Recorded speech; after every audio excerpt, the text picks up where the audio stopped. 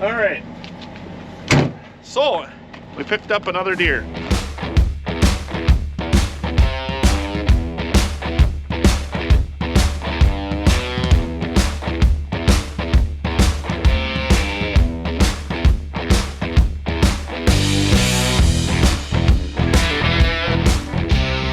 So what we got going on here is been kind of a slow week. We've been hauling grain, moving equipment in.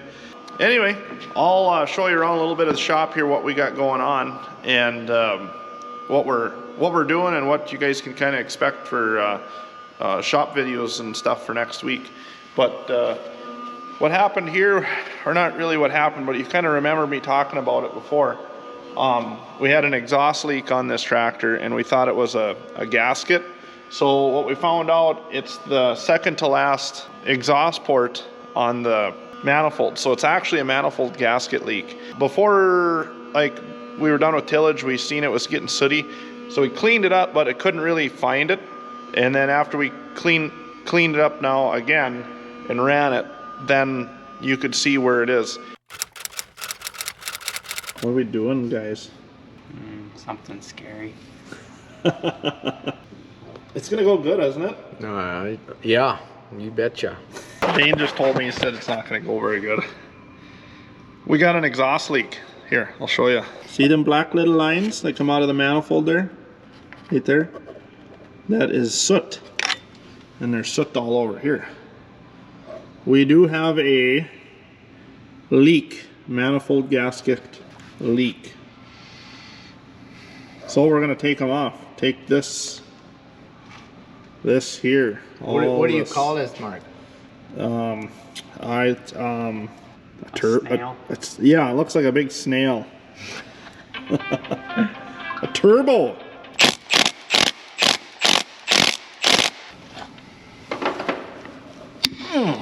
Just like downtown. Turbo's ready to come off. Yeah, you bet. We got a lot of we got to take off here. Anyway, we'll be working on that next week. So yeah, expect to see some of that. We got both combines in the shop here right now. Well, actually, we got the one RX, we got the other 2-track, and then we got the second RX, and we ended up picking up another big horse. We'll show you that later. But anyway, both combines are in. Like I said, we're gonna go through the heads. The guys got the headers cleaned up really nice. Gonna go through them all. Gonna change oil on the gearboxes and stuff. We got some slip clutches to rebuild and put on. Pull everything apart here, get it all cleaned up, and get it ready for next year. So nothing really major, just kind of some PM, preventive maintenance, and probably flipping chains and stuff like that. So we'll show you more on that later. The combines themselves, we'll be going through all the service records on them as far as what they're needing in the book at particular hours that are on each machine, as far as servicing belts and typical stuff that you do on the combine. So we'll be showing you that here in the next week or two on what we're going to be doing here on both these machines. So since we're talking about combines here, I'd like to kind of tell you guys, we ran the Estes 3 concaves this year, and we're very, very impressed. If you guys are running any green machines, the small wires work fine, and the round bars, we used them for years. Not a bad way to go. So, but we did go with the Estes 3s. For one, you get 2 machines and you got to pop these concaves in and out, and they're heavy. I mean, it's just the way it is. So with these here, that was one reason. Now, the second reason we went with the Estes is because we wanted to make sure we didn't create as little FM as possible, especially with this northern corn. It can get light if you have, the wrong fall or whatever. In light corn, obviously, you can create FM. Or even if you've got normal, nice, heavy corn, you can create FM. Obviously, if you have everything set right and dialed in perfectly, you're probably not going to do, a bad job either way. But with the Estes 3s, our grain quality was top notch. It was by far the cleanest we've been able to get it.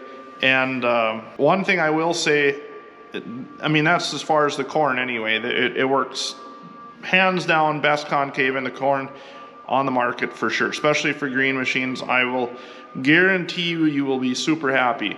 And in beans too, they did an awesome job in beans. Beans and corn, absolutely no problem. With the wheat, this northern wheat, it's a little tougher to thrash. Typically you need a small wire to do it, but these Estes 3s, they worked really good. We put in one filler plate. You're not really supposed to have to, but this wheat up here with the higher humidity and stuff like that doesn't thrash like it does in more arid climates. It is a tougher thrashing wheat up here, but the Estes 3s did do a very nice job. One thing I will say is we got a heavy rain and probably 50% of our wheat, as you remember, went down. I mean, some of it was pretty flat on the ground. And so they were taking the whole, so these were 45-foot headers and we're pulling in the whole works in through these concaves. In a small wire, I guarantee we wouldn't have been able to get the throughput that we did with the Estes concaves. And then great grain quality, great grain sample, still a little tuning, but once we got it dialed in, the combines, I know for a fact we'd have been just absolutely crawling, and we were moving pretty slow. So we were down to like 1.7 mile an hour. And if we wouldn't have had these concaves in there, I don't even know what we'd have done, because they'd have been growling pretty hard. Anyway, I just want to let you guys know that we're very happy with them. And if you guys want to check them out, we're going to put a link in the description. I'd highly recommend it. You know, this isn't a paid advertisement or anything like that. We try stuff on our farm. I let you guys know what we find. And for the green ones, if you're tired of switching concaves and your concaves are getting close to the end, I'd really, really look at it. So anyway, I'd pop this open and show you, but the concaves and everything, but they got great illustrations. They got stuff online. You guys can check them out there. All right, we're moving on, getting to the 2-track here. We've had this 310 RT now for probably, I think it's been 6 years now. We had one little issue with it, and I think you guys remember what it was. We'd adjusted the spacing on the machine to do 22-inch rows. Well, anyway, if you remember, the hub walked out on us a little bit. Well, then it ate up a bunch of these guide lugs on this track. So we're gonna take this track and we're gonna send it off to a company that's gonna vulcanize. I think that's how you pronounce it. Anyway, they vulcanize new guide lugs on here.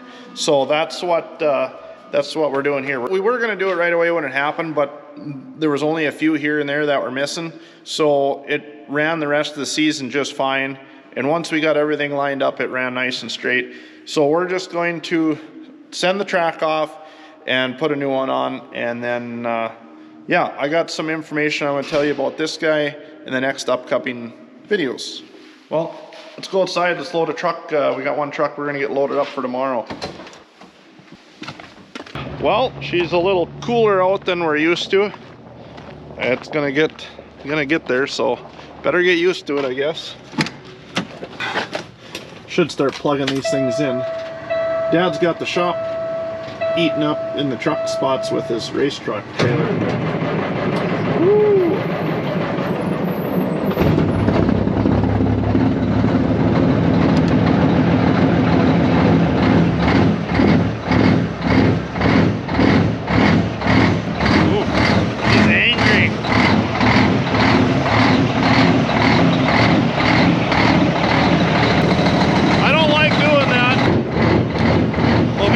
In here today. That way we're not cold starting them anymore.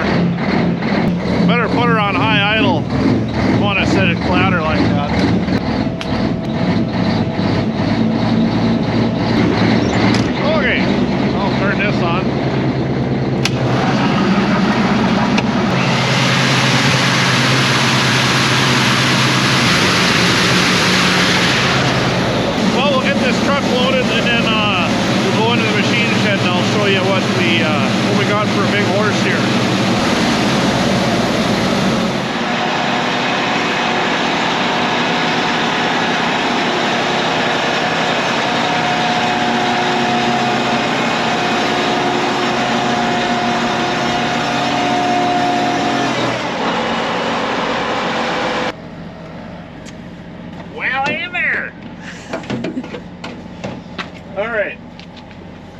So we picked up another deer. Big surprise, I guess.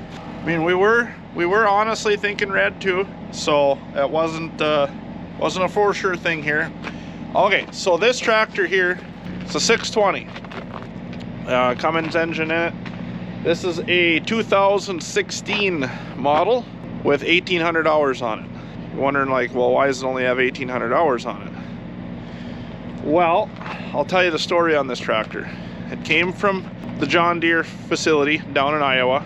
It was Deere's test tractor. So this had never left Deere. This was on their site, and it got used for testing or demoing equipment, not to other farms, but for themselves. So anyway, what this tractor was used for is to pull their demo implements, the ones that they'd kind of haven't revealed yet or were working on, prototype type stuff, whatever. So that's what this tractor was used for. It wasn't lent out or anything like that. This tractor came from K&D Equipment down in Iowa. Thank you guys for that. K&D Equipment is a farm sales dealer, so they farm plus they sell equipment on the side.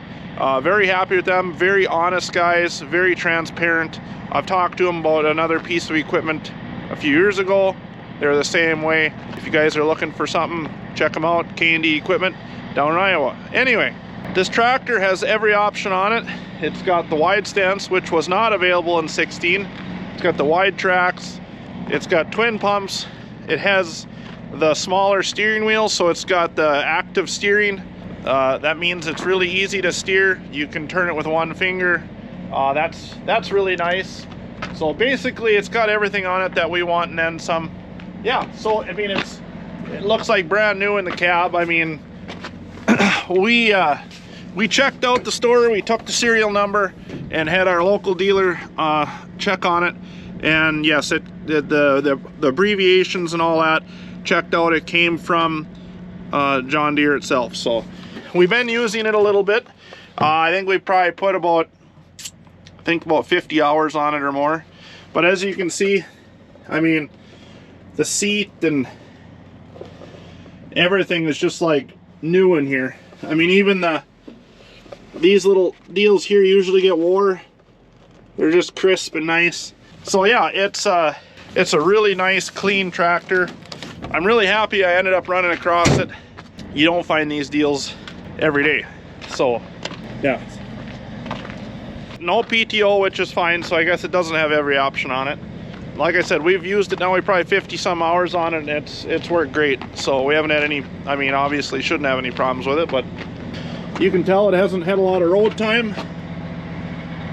Tracks are still really nice, but pulls like a mule. Anyway, just letting you guys know, we ended up picking up another RX, and this time we went to a 620. Well, that'll do this week's video. Thanks for watching, guys. We got a lot more content coming your way. It'll get better. We're kind of in a little bit of a transition phase here with, you know, the end of harvest and cleanup and stuff like that. So it's honestly, it's kind of, I don't want to bore you, so I'd rather we make a short video than a long video of us, you know, cleaning equipment. So anyway, we'll see you later.